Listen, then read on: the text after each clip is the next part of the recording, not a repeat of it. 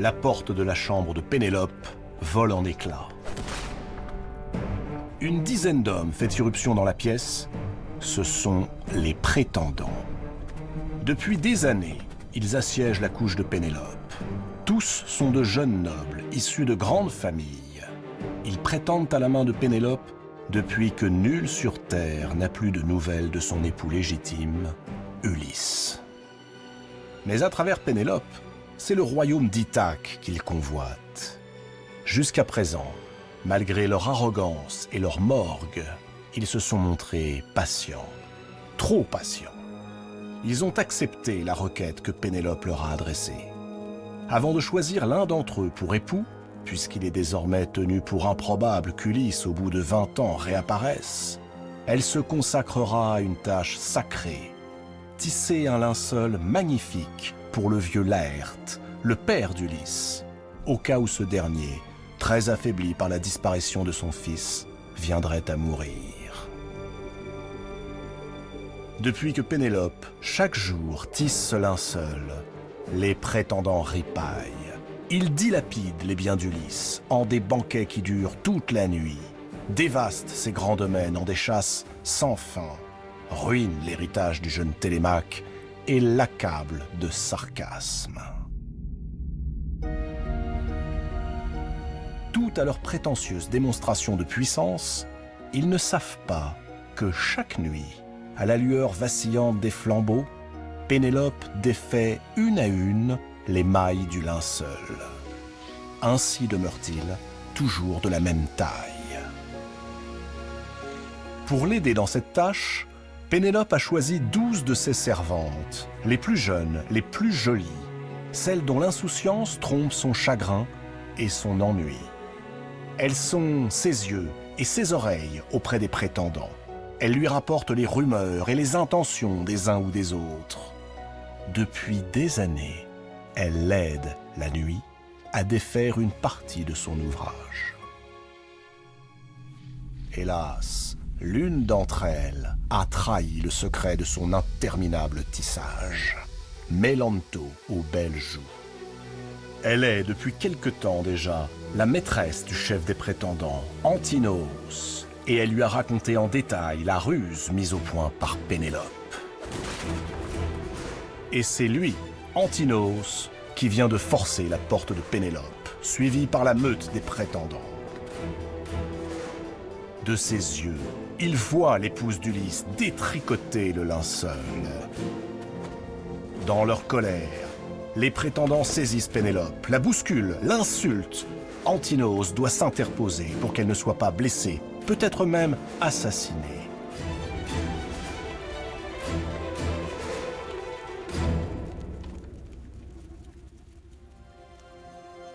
Ils ont été bernés, mais c'en est fini. Pénélope ne peut gouverner seule, et Ulysse ne reviendra plus.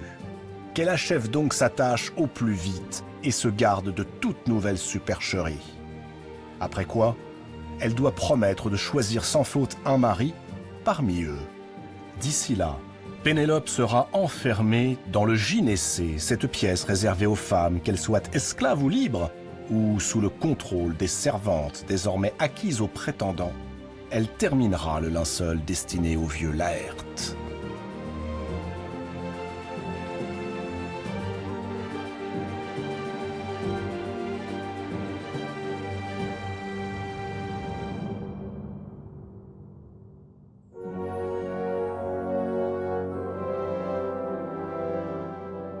Ulysse, sur la plage, ne parvient pas à calmer sa colère. Il maudit les Phéaciens qui l'ont abandonné sur une terre étrangère alors qu'ils avaient promis de le ramener à Ithaque. Sans doute l'ont-ils drogué afin qu'il sombre dans ce profond sommeil pendant lequel ils l'ont débarqué sur cette plage. Sans doute lui ont-ils aussi dérobé les coffrets remplis d'or et de bronze.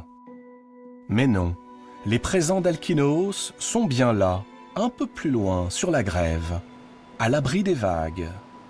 Ulysse les inspecte, rien ne manque.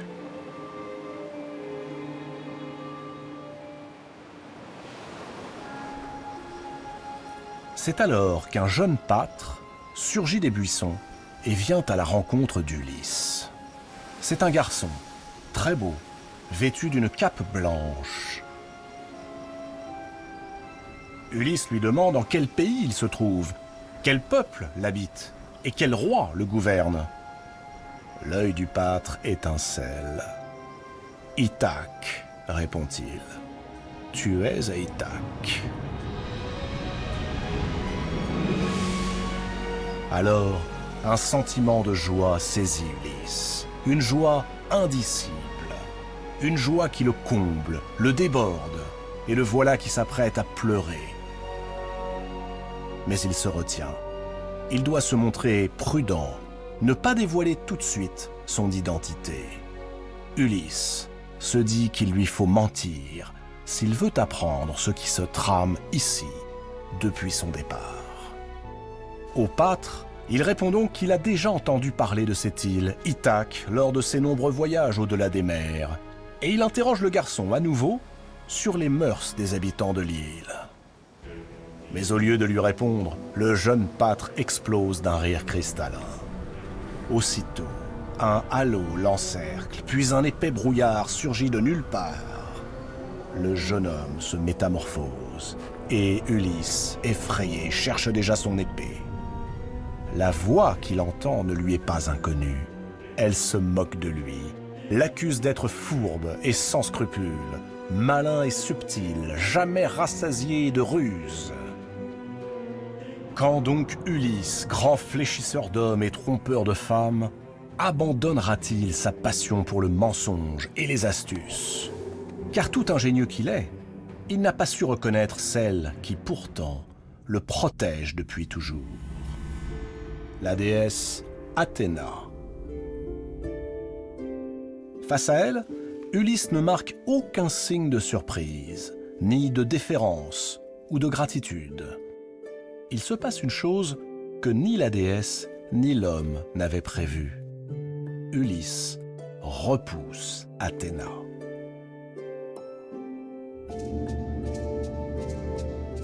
Certes, lui dit-il, la déesse lui a inspiré la ruse du cheval de bois sous les remparts de Troie, qui donna la victoire au camp grec. Mais depuis, Athéna l'a laissé tomber. Elle n'était pas là lorsque ses soldats furent décimés par les Cyclones, dévorés par Polyphème. Elle n'était pas là quand il descendait vers les enfers, pas plus qu'au moment où il affrontait les tempêtes féroces qui signèrent la perte de tous les siens.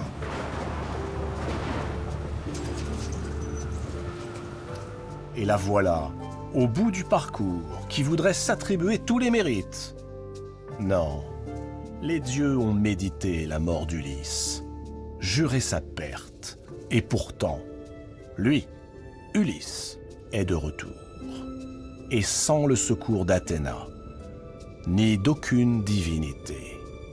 Ses ruses et sa volonté sont seule cause de son retour.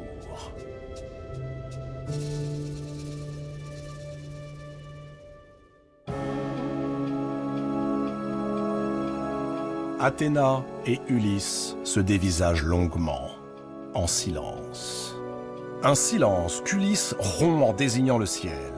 S'il est encore en vie après avoir prononcé semblable parole, si Zeus ne l'a pas foudroyé pour son impiété, n'est-ce pas qu'il a dit la vérité? Athéna sait qu'Ulysse ne ruse pas cette fois-ci. Sa colère l'égare, songe-t-elle. Elle lui répond qu'elle n'a jamais perdu confiance en lui. C'est elle qui lui a inspiré, de loin et dans le secret de son âme, tous ses malicieux stratagèmes, tous ses actes de bravoure. Ulysse part d'un grand rire. Baliverne, il est fini le temps des superstitions. Certes, pour les hommes, attribuer à une divinité telle ou telle inspiration est un bon moyen de ne pas passer pour orgueilleux en cas de réussite. Et un moyen encore plus utile de faire porter le blâme à quelqu'un d'autre en cas d'échec. Mais si vous croyez pareille chimère, on peut vous faire avaler n'importe quoi. Pour convaincre Ulysse, Athéna, d'un geste, le couvre de vieux haillons qui rendent sa vue odieuse. Elle flétrit sa peau, éraille ses yeux, fait tomber ses cheveux. Ainsi, Ulysse sera méconnaissable aux yeux de son épouse Pénélope et de tous ceux qui se souviennent encore de lui, 20 ans après son départ. C'était, prétend Ulysse, son plan, longuement réfléchi. Agamemnon, le roi des rois, lui avait donné aux enfers ce conseil: ne pas annoncer son retour, ni marcher à visage découvert sur le palais, car il trouverait la mort sur le champ. Pour être certain de ne pas être reconnu, il portera donc les loques crasseuses que lui offre la déesse. Ulysse, ainsi déguisé en mendiant, se met en marche, boiteux, appuyé sur une canne. Il s'enfonce à travers champs et laisse Athéna sur le rivage.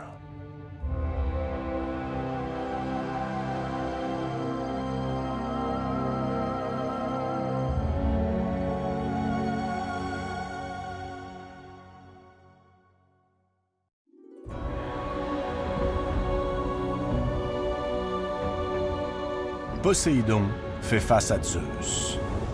Depuis qu'Ulysse a crevé l'œil de son fils, le Cyclope, le dieu des océans a une obsession: le punir de son forfait. Et le roi d'Ithaque a encore dépassé les bornes. Le dieu des dieux a-t-il entendu par quelles paroles impies Ulysse s'est moqué de la déesse Athéna? Athéna louait son esprit inventif et sa maîtrise des stratagèmes. Et voici quel résultat il faut aujourd'hui supporter. Le roi d'Ithaque, tonne Poséidon, est un menteur, un tricheur et un voleur. Il ne respecte rien ni personne. Zeus, lui, respectera-t-il sa parole? Laissera-t-il Poséidon se venger? Certes, le maître de l'Olympe n'avait pas interdit le retour d'Ulysse en sa patrie après tous ses malheurs. Mais les Phéaciens, qui sont pourtant de la race de Poséidon, ont favorisé ce retour sans sacrifier à leur dieu. Ils ont aidé Ulysse, et ils lui ont offert des présents inestimables, qui n'ont pas d'équivalent, pas même dans la fière cité de Troie.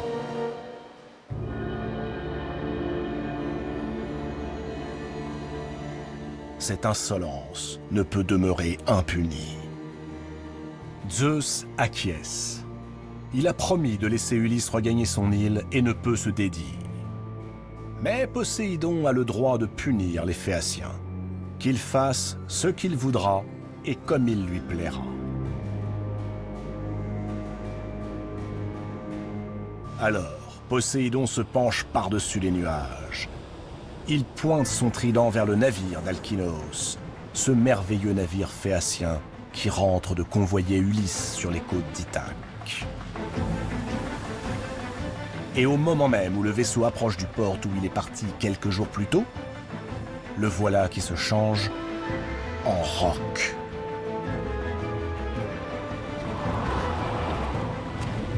Poséidon plonge au pied du rocher en forme de navire, et pesant du plat de la main, il l'enracine profondément.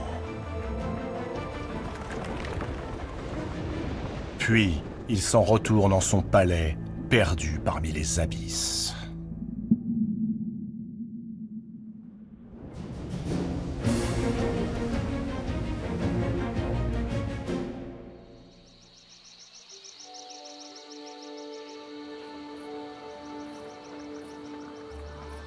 Il y a, loin du palais d'Ithaque, dans un recoin aride et difficile d'accès, près d'un bois, l'une des porcheries du roi Ulysse.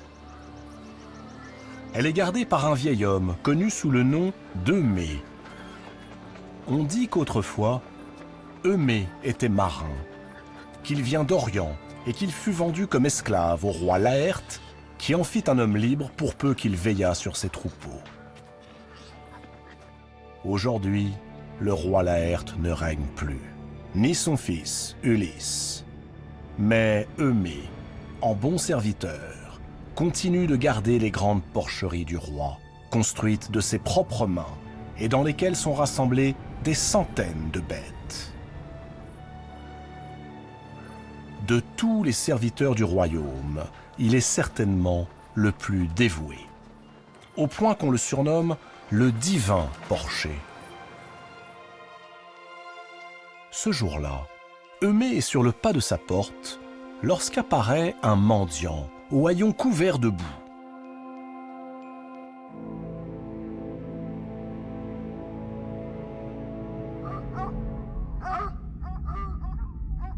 Les chiens menacent de se jeter sur lui, mais Eumée les fait taire d'un seul geste. Il fait signe au mendiant d'approcher, lui désigne sa cabane et le presse d'entrer. Il n'est pas bon qu'un homme de son âge ne trouve sur son chemin une âme charitable pour lui offrir le gîte et le couvert. Qu'il entre. Ainsi, il pourra lui raconter d'où il vient et à quel malheur il a échappé. Le mendiant pénètre dans la cabane. Elle est déserte et misérable. Eumée lui sert un gobelet de vin et un vieux quignon de pain. C'est tout ce qu'il lui reste. Il le presse de questions. Qui est-il? D'où vient-il? Le mendiant lui livre alors son histoire, s'inventant un passé ponctué de terribles aventures. Puis, il l'interroge à son tour. Eumée affiche un air sombre. Il n'a plus de maître.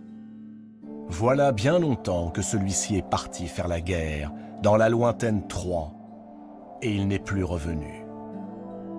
Il est sans doute mort à l'heure qu'il est, et lui, le porcher, nourrit des porcs bien gras que d'autres dévorent.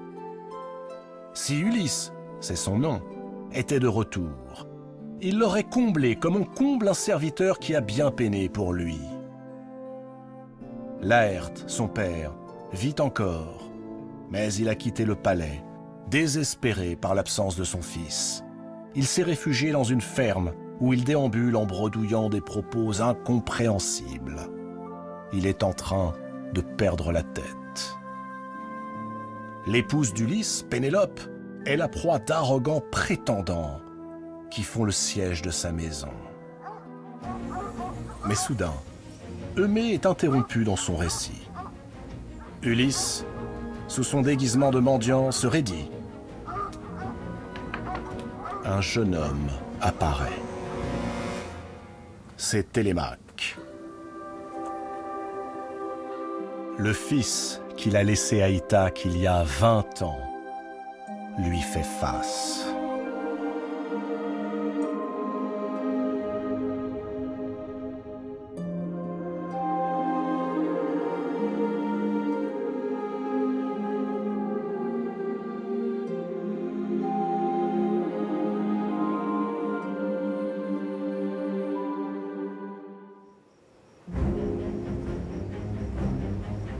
Ce soir encore, il y a fête au palais d'Ithaque.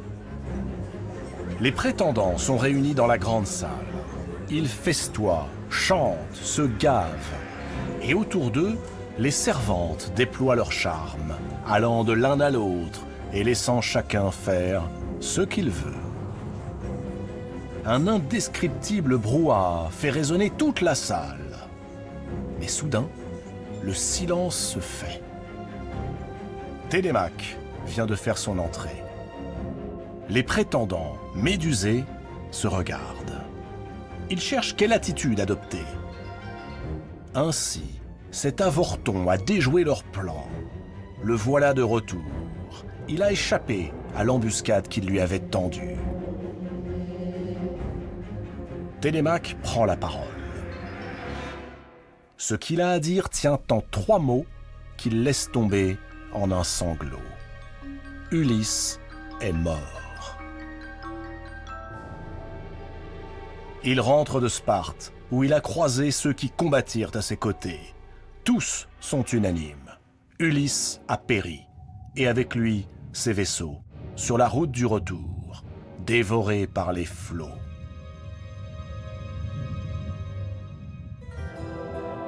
Les prétendants ne font même pas mine de cacher leur joie. Ils jubilent. Ainsi, Pénélope est à eux. Ulysse mort, rien ne s'oppose à de nouvelles fiançailles. Qu'elles choisissent l'heureux élu. Et les rires et les chants retentissent à nouveau à travers le palais.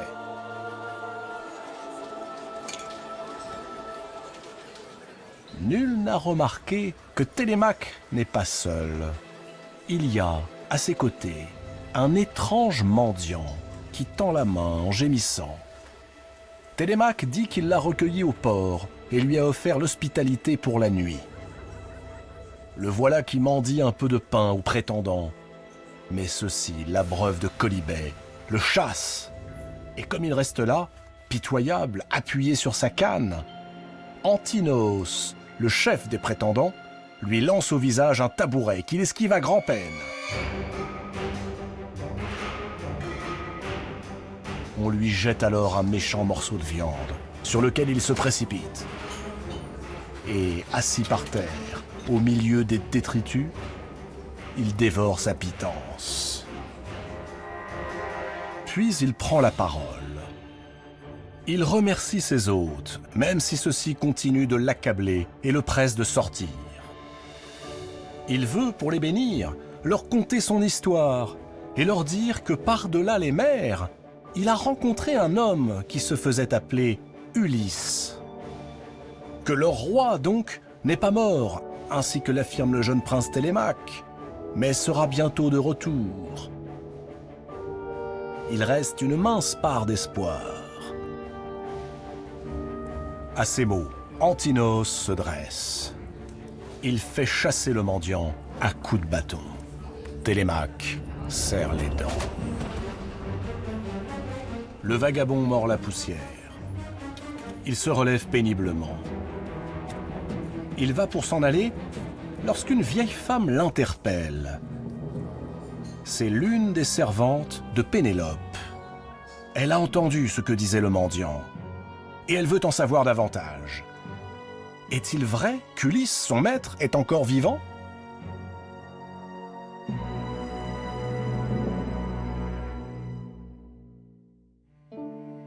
Pour le remercier, et parce qu'il a été recueilli par Télémaque, elle lui apporte une bassine et le fait asseoir, afin de lui laver les pieds, comme on a coutume de le faire lorsque l'on veut honorer un invité. Le mendiant tressaille. Cette vieille femme, il l'a reconnue. Tout le monde ici la connaît. C'est la plus vieille des vieilles servantes, Euryclée. Euryclée, déjà, a saisi une jambe du mendiant. Pendant qu'elle le lave, elle lui raconte les infortunes de sa maîtresse. Les prétendants l'ont enfermée dans le gynécée et la contraindront dès demain à prendre l'un d'entre eux pour époux.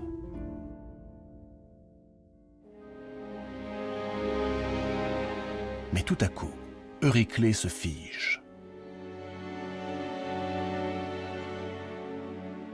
De ses mains ridées, elle touche sur la jambe du mendiant une longue cicatrice.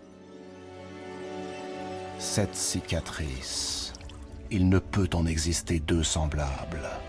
Maintes et maintes fois, elle l'a lavée lorsqu'elle baignait son maître, jadis.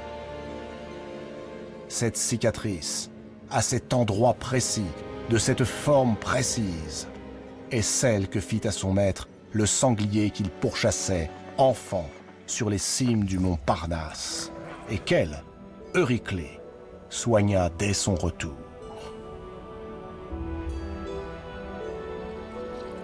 Euryclée renverse la bassine d'eau. Elle fixe le mendiant droit dans les yeux. Elle va crier sa joie. Alors, Ulysse pose une main sur sa bouche, et de l'autre, doit presque l'étrangler pour l'empêcher de hurler son nom.